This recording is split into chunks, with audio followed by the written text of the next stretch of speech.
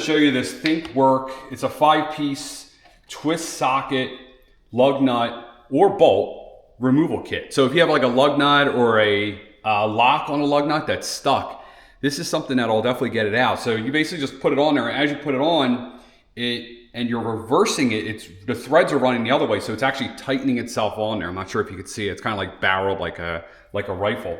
There's a 5 set. It's really nice kit. Something, you know, when you need it, this is something it's really good to have, you know, in your toolbox, right? This is your extraction kit. So once you get that bolt on there, because it really grabs in there, like really, you know, melds itself together to get that bolt out. And they work great. I have a couple kits.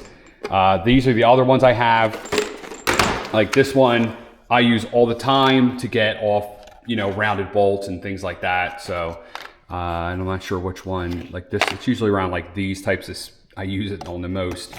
So these bolt extraction kits are awesome. You'll use it one time and then you'll probably just buy one every few months because they really come in handy whenever you get something loose. Now there's a million other ways to get a bolt unstuck. You know, I'm not saying, but these things, they work great. Thinkwork has done a really good thing.